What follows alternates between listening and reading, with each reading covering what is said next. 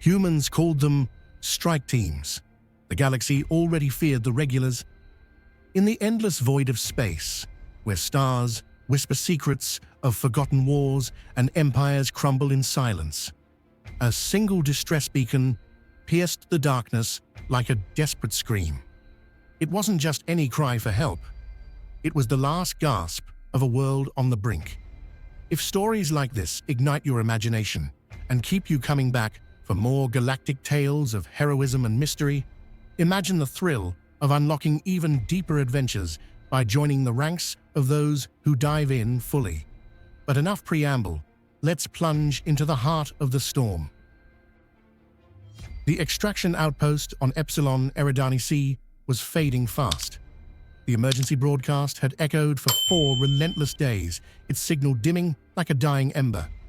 Fleetmaster Zorath Krell of the Interstellar Alliance Armada gazed at the holographic tactical overlay on his command vessel, observing crimson icons swarm the display like venomous insects.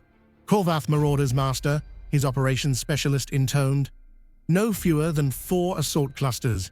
They've encircled the outpost utterly."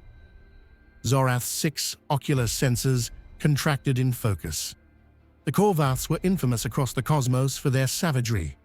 They seized resources without mercy, leaving only scorched ruins and lifeless husks in their wake. The outpost sheltered 15,000 non-combatants, among them kin groups and younglings. "Time to our closest armada's arrival?" Zorath queried. 22 hours, Master. Far too distant. By that point, the outpost would be reduced to echoes and debris.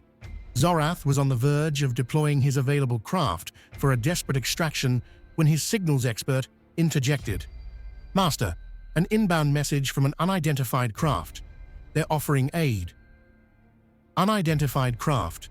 Zorath's appendages quivered with intrigue. "Project it." The primary viewer shimmered, revealing a vessel absent from Alliance archives.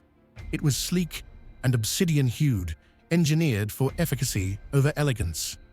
Enigmatic symbols adorned its exterior, and armament apertures glared like shadowed voids. "This is Captain Elena Vasquez of the Terra Guardian Fleet Cruiser, TSS Unyielding," a resolute voice declared via the audio relays. "We've intercepted the distress pulse and are en route to intervene. Projected arrival, 5 hours." Zorath had caught rumors of these Terrans, a nascent race that had lately connected with the Alliance's fringe settlements. Their tech appeared rudimentary next to most stellar societies, yet an aura of unease clung to them, unsettling even veteran envoys. "Captain Vasquez," Zorath responded, "your gesture is noted, but you misapprehend the peril. The Korvaths command over 80 vessels and 20,000 combatants. What contingent do you muster?" A brief silence ensued. "1 regiment, Master, roughly 1,000 troops." Zorath's bridge team traded skeptical looks. His operations specialist murmured, "Master, that's folly. The Korvaths will shred them." "Captain," Zorath proceeded cautiously, "perhaps await Alliance backups. This adversary is profoundly lethal." "Master, with deference, we've confronted lethal foes previously. We'll manage." The link severed, leaving Zorath contemplating the blank viewer. In his extensive tenure, he'd witnessed countless valiant fighters, but this bordered on delirium over valor. 5 hours on, 4 Terran vessels emerged from warp space near Epsilon Eridani C. They were diminutive against the colossal Korvath warships besieging the outpost. Zorath monitored via distant scanners as the Terran crafts aligned in formation. "What strategy are they employing?" his operations specialist pondered. "No concealment attempted." "Perhaps intentional," Zorath mused. The Korvath retaliation was immediate and ferocious. 30 ships detached from the siege to confront the Terrans. Zorath anticipated a slaughter, yet the ensuing spectacle upended his every notion of conflict. The Terran vessels neither fled nor engaged in orbital combat. Instead, they ejected swarms of compact capsules planetward, while their hulls unleashed suppressive barrages.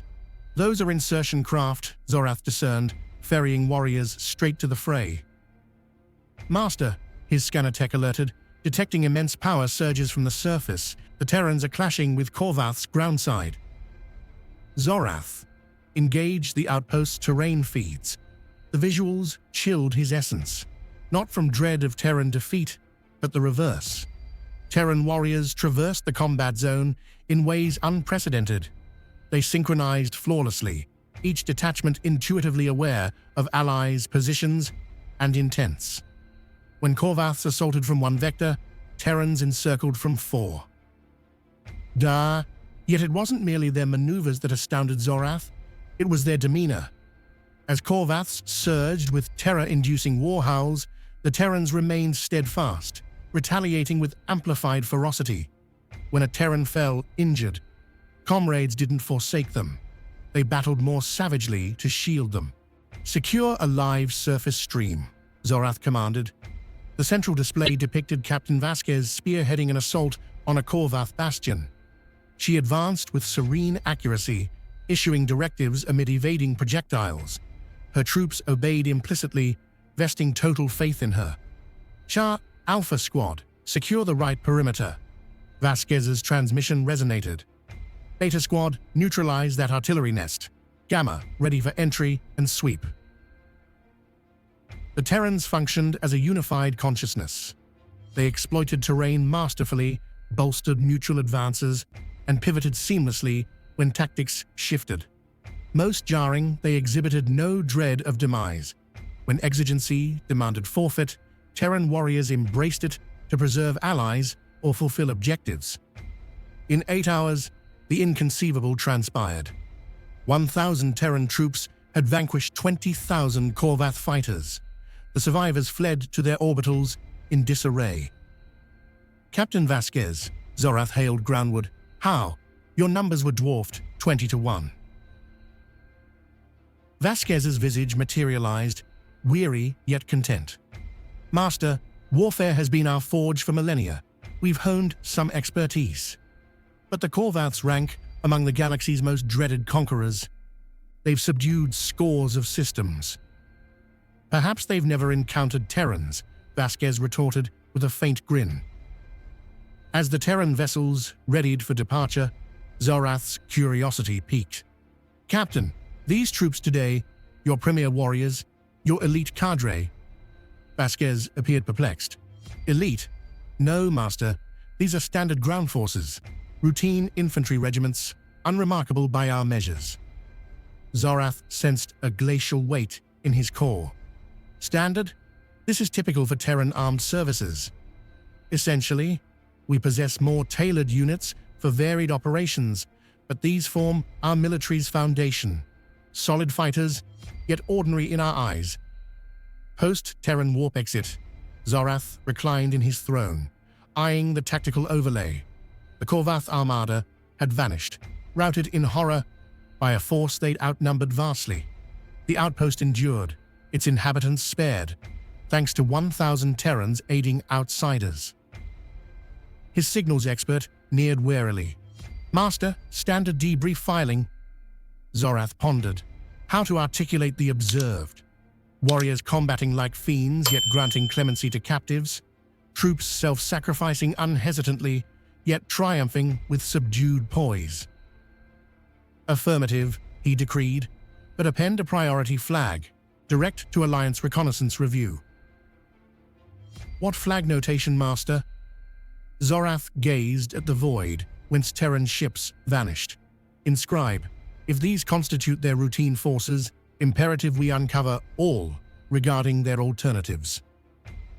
As his flagship veered homeward, Zorath couldn't dispel Captain Vasquez's nonchalant smirk, labeling her warriors unremarkable.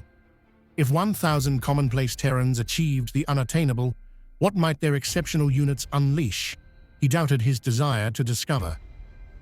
If tales of such enigmatic prowess captivate you, sparking curiosity about the galaxy's untold stories, imagine the thrill of diving deeper into these mysteries, perhaps by rallying others to explore these sagas alongside you. 8 months post the Epsilon Eridani Sea rescue, the Interstellar Alliance's Grand Conclave chamber thrummed with tension. Delegates from myriad species packed the vaulted hall, their forms a kaleidoscope of scales, feathers, and bioluminescence. At the central dais, Fleet Master Zorath prepared to address the assembly on the Terrans, this fledgling race reshaping galactic perceptions. "Esteemed emissaries," Zorath intoned, his 6 eyes sweeping the crowd, "I present my analysis of Terran military prowess observed during the Epsilon outpost operation." The chamber's holographic sphere flared, projecting battle footage. Delegates leaned forward. Whispers of the Terran triumph had spread like plasma fire, yet visual proof remained scarce. Emissary Valara, a segmented arthropod from the Zephyron Dominion, raised a serrated limb. "Fleetmaster, are these accounts precise? 1,000 Terrans routed 20,000 Korvaths?" "Understated, if anything," Zorath replied. "Terrans lost 42, Korvaths over 16,000. Murmurs of incredulity rippled through the hall. Korvaths had terrorized star systems for eons, their ferocity unmatched. "Show their combat," demanded Emissary Qzor, a luminescent silicate being whose facets refracted the chamber's glow. Zorath activated a recording. The sphere displayed Terran soldiers, navigating the battlefield with eerie precision. "Observe their synergy," he noted. "Units anticipate each other's moves without incessant relays, as if sharing a singular intellect." Footage revealed a Terran squad encircled by Korvaths. Rather than faltering, they formed a fortified ring, summoning aid. Within moments, 3 squads struck the Korvaths from multiple vectors, a 4th providing elevated suppression. "They anticipate every contingency," Zorath continued. "Plan A falters, they pivot to B, C, even D, seamlessly." Emissary Tech Krell, whose kin had battled Korvaths fruitlessly for generations, rose. "Fleetmaster, Korvaths are fearless. What drove their retreat?" Zorath switched visuals. A Terran medic braved a hail of projectiles to reach a fallen comrade. When struck, allies didn't waver. They charged to shield both. "Korvaths expect enemies to break under losses," Zorath explained. "Terrans intensify when their own are imperiled. They uphold a creed, no one left behind. It's not policy, it's dogma." "They must fear something," Valara countered. "No species is immune." "They feel fear," Zorath conceded, "but discipline overrides it." He played a clip of Captain Vasquez storming a Korvath stronghold, unruffled amid chaos, her troops trailing her with absolute trust. "Alpha Squad, hold the ridge," her voice crackled. "Beta flank left. Gamma, breach now." Zorath elaborated. "Terran training forges them to defy instinct. They charge into peril on command, despite every fiber screaming retreat." The sphere cycled through astonishing feats. Terrans wielding captured Korvath weaponry with lethal finesse, engineers erecting barricades under fire, pilots steering crippled craft to shield ground forces. "Their tech lags behind ours," Zorath admitted, "yet their ingenuity maximizes it. If one tool fails, they adapt with whatever's at hand." Emissary Garath, a hulking saurian, slammed a claw on his console. "Impressive, but are Terrans a threat?" Zorath chose his words. "They fight only when provoked or defending others. They spared Korvath captives and aided their wounded, but provoked them and their response is devastating." "What of their governance?" Qzor asked. "Are they negotiable?" "Their envoys are shrewd, backed by unmatched martial might," Zorath said. "This amplifies their diplomatic leverage." Valara interjected. "Did they reveal their military hierarchy? Anything beyond these standard troops?" Zorath recalled Vasquez's words. "When I praised their soldiers, Captain Vasquez seemed puzzled. She called them routine infantry, unexceptional by Terran standards." The chamber hushed. If these were ordinary, what were their elites? "I probed discreetly in later talks," Zorath continued. "Terran officials grow evasive about specialized units, citing terms like restricted access and classified. I learned they possess strike teams." "Strike teams?" Tekrell leaned in. "What are they?" Unclear, Zorath admitted. Questions about them prompt deflections. Their demeanor suggests these units are gravely significant. How superior could they be? Garath growled. We've seen their regulars. That's the concern, Zorath said softly. If these are their baseline, what are their exceptional forces? The hall erupted in anxious chatter. Delegates whispered in countless tongues, all grappling with one question. What were Terrans concealing? Another detail, Zorath raised his voice. Terran history reveals millennia of internal wars, refining tactics against equally cunning foes. They've honed warfare into an art, surviving by outmatching rivals in strategy and resolve. Korvaths met an adversary fiercer than themselves. Alara stood deliberately. Fleetmaster, your counsel. Zorath surveyed the uneasy assembly. Foster unwavering alliance with Terrans. As allies, they're peerless, but we must never provoke their hidden strengths. The vote to integrate Terrans into the alliance was unanimous. No species dared risk facing a force whose ordinary warriors humbled the galaxy's fiercest. As the session closed, delegates silently vowed, whatever Terrans termed strike teams, it was best left unknown. If these tales of shadowy warriors and galactic intrigue pull you in, craving more stories of cosmic valor, picture the excitement of sharing these epics with others who join the journey. The stars hold secrets. Let's uncover them together. The Unity Research Hub at Delta Pavonus was a beacon of interstellar collaboration. Scientists from 15 species toiled in its gleaming corridors, forging bonds across the cosmos. Its defenses were modest, designed to fend off raiders or asteroids, not withstand a siege. That's why the Vrenthar Dominion chose it as their prey. Fleetmaster, multiple warp signatures detected, reported Ensign Carter from the hub's control nexus. 62 ships, unidentified profiles. Admiral Lena Korsakov, the Terran commander, studied the tactical grid with mounting dread. The approaching armada dwarfed any trade or diplomatic convoy. Identification signals, she asked. None, Admiral. They're dark. Korsakov triggered the alert system. Alarms wailed as researchers and staff scrambled to safe zones. She opened a channel to the fleet. Unknown vessels, this is Admiral Korsakov of Delta Pavonus Hub. Declare your identity and purpose. The reply was a barrage of plasma lances, hammering the hub's shields. Vrenthar Dominion ships, Carter yelled. They're claiming this sector as their domain. The Vrenthar were notorious for ruthless expansion, viewing diplomacy as a prelude to conquest. Station population? Korsakov asked. 10,000, Admiral. 4,000 civilians included. Defense status? Basic shields. 8 turrets against this fleet. Carter said grimly. Hopeless odds. Contact Fleet Master Zorath, Korsakov ordered. Prep evacuation pods. As her signals officer reached out, Korsakov analyzed the grid. The Vrenthar fleet had cut off escape routes, encircling the hub like a noose. Admiral Korsakov, Zorath's voice crackled. My armada is 20 hours out. Too late, Korsakov replied. They'll overrun us long before. Can you hold? Korsakov eyed the grid. 62 ships versus 8 turrets. Negative. We're not built for this. Vrenthar assault craft surged toward the hub. Korsakov estimated the defenses would last 90 minutes at best. Admiral, Carter said softly, there's one option. Protocol 9 Beta.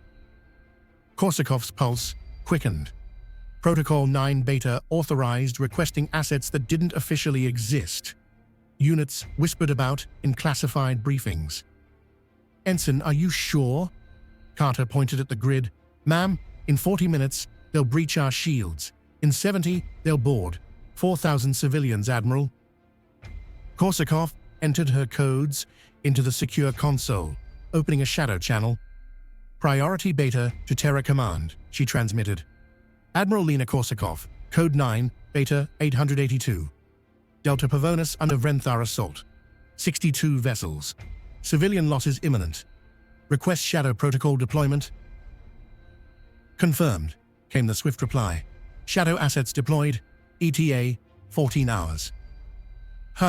14 hours, Korsakov muttered, watching the enemy close in. We don't have that. Hold fast, Admiral. They're coming.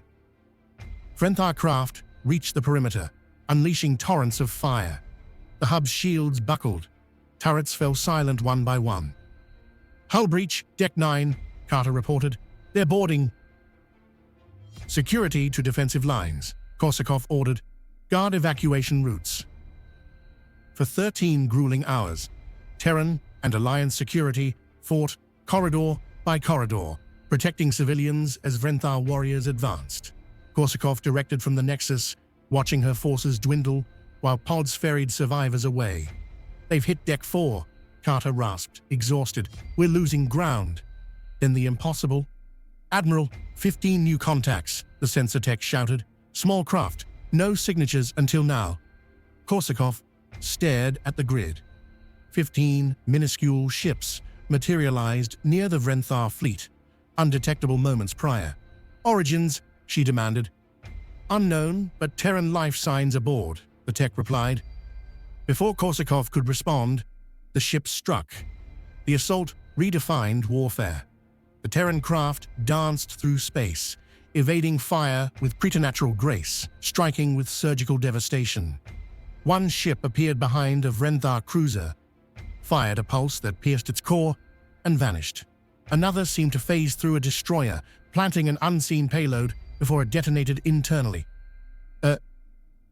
Admiral Korsakov, a voice cut through the secure channel.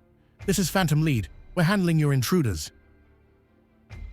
Phantom Lead, your force? Korsakov asked. 15 ships, Admiral. Should suffice. Korsakov watched, stunned. 15 against 62, yet the Terrans dominated. Vrenthar ships invincible an hour ago were shredded by foes they couldn't track. Phantom Lead, what are these vessels? Classified, Admiral. Let's say we excel at erasing issues. In 3 hours, the Vrenthar fleet was either obliterated or fleeing. The Terran ships took no losses. Phantom Lead, Korsakov transmitted. Who are you for my report? Negative, Admiral. Shadow Protocol assets don't exist in logs. The Vrenthar suffered a cascade failure. Technical glitch. Korsakov understood. One question. Are you strike teams? A pause. Admiral, if we told you our true designation, we'd have to silence you. We'd rather not. You're too valuable. The ships vanished as abruptly as they appeared. Korsakov turned to Carter. Ensign, log it. Vrenthar fleet destroyed by internal malfunctions. No Terran involvement. Ma'am, what we saw is why the galaxy should thank the stars we're allies, Korsakov cut in. 15 ships had erased 62 without effort. If these weren't even strike teams, what were Terrans hiding? She decided ignorance was safer. Korsakov decided ignorance was safer. If the saga of Terran might and mystery keeps you hooked, craving more tales of cosmic triumphs, imagine the rush of inviting others to join this stellar journey. Spreading the word fuels the adventure. The stars await us. A year after first contact, the Interstellar Alliance's Grand Assembly Hall brimmed with unprecedented attendance. Every member species filled the colossal chamber, their diverse forms a vibrant tapestry of galactic unity. At the heart, the Terran delegation sat composed, seemingly unaware of their seismic impact. Fleetmaster Zorath ascended the ceremonial dais, clutching a radiant prism trophy, the Guardian of Harmony Award, bestowed only 9 times in the Alliance's millennium-long history. Honored envoys, Zorath began, his voice resonating through the hall's acoustics. We gather to honor a species that has redefined valor, duty, and martial mastery. The Terran representatives, General Aisha Khan, Admiral Marcus Way, and Envoy Priya Sharma, sat with poised alertness, professionals amid momentous events. When we met the Terrans, Zorath continued, we thought we knew warfare. We'd faced Korvath raiders, Vrenthar armadas, and Tazari campaigns. Yet Terrans revealed our understanding was rudimentary. The hall's holosphere ignited, replaying Epsilon Eridani C's battle. Even now, 1,000 Terrans routing 20,000 Korvaths seemed fantastical. Terran doctrine has ushered in unparalleled peace, Zorath declared. Korvaths negotiate rather than raid. Vrenthar signed historic peace accords. Pirates and insurgents have fled to the galaxy's edges, fearing Terran response. Applause echoed, measured but genuine. The galaxy had grown tranquil since Terrans showcased their prowess, with conflicts now resolved through talks rather than wars. Zorath raised the prism. I present the Terrans with the Guardian of Harmony Award for their service to galactic stability and protecting the defenseless. As Envoy Sharma accepted the trophy, Zorath noticed the Terran officers exchanging amused glances, not diplomatic courtesy, but the sly grins of shared secrets. Envoy Sharma, Zorath said post-ceremony in a private alcove, your colleagues seem entertained. Sharma glanced at General Khan, who smirked. Fleetmaster, they're savoring the irony. Irony? Zorath pressed. The galaxy celebrates what you've seen, Sharma said, but we've barely shown our hand. Zorath's core chilled. Explain. General Khan leaned in, eyes gleaming. Epsilon Eridani, Delta Pavonus. Those were our conventional forces. Standard Army, Navy, basic covert units. Basic covert, Zorath echoed, recalling the Phantom ships. Admiral Way nodded. The Delta Pavonus team was a Tier 4 unit. We have 7 tiers of covert operations, and they weren't our finest Tier 4 squad. Nearby, Emissary Valara, eavesdropping unabashedly, interjected, 7 tiers? Officially, Khan replied. Unofficially, some capabilities don't appear on any roster. What separates these tiers? Emissary Qzor asked, his glow pulsing nervously. Tier 1, elite regulars, rangers, commandos, Khan explained. Tier 2, precision units like Shadow Ops for covert strikes. Tier 3 and up, they handle missions that never happened. Zorath thought of Delta Pavonus, 62 ships erased by 15. And tiers 5 to 7? The Terrans shared a look. Let's hope they're never needed, Way said softly. Surely you have limits, Emissary Garath growled. Absolutely, Sharma agreed, which is why we're launching our Stellar Command. Stellar Command, Valara whispered. A dedicated branch for galactic-scale operations, Khan said. Our current forces are Earth-centric. Stellar Command will master star system conflicts, tailored for cosmic challenges. The alcove fell silent. Terrans, already performing miracles with Earth-based units, were crafting forces for galactic warfare. When does it deploy? Qzor asked. First units in 18 months, Sharma replied brightly. We're thrilled. As conversations resumed, Zorath mingled with delegates. The consensus was clear. Terrans had only begun. Later, on his flagship's observation deck, his signals officer approached with a datapad. Fleetmaster, galaxy-wide reports indicate new diplomatic protocols for Terrans. Total cooperation, swift compliance, and absolute avoidance of hostility. Sensible, Zorath said. His officer hesitated. There's more. Terran communications mention total spectrum supremacy. Meaning? Zorath asked. Unclear, but officers show the same smirk General Khan had. Zorath gazed at the stars, pondering Stellar Command. Log this, he instructed. Today, Terrans received the Guardian of Harmony Award and announced military expansion beyond our comprehension. Recommend all species ensure Terrans remain allies. As his flagship chartered for Alliance space, Zorath couldn't shake General Khan's grin. Terrans had earned peace honors with their basic forces. Whatever total spectrum supremacy entailed, the galaxy would learn in time, and Zorath prayed they'd be ready.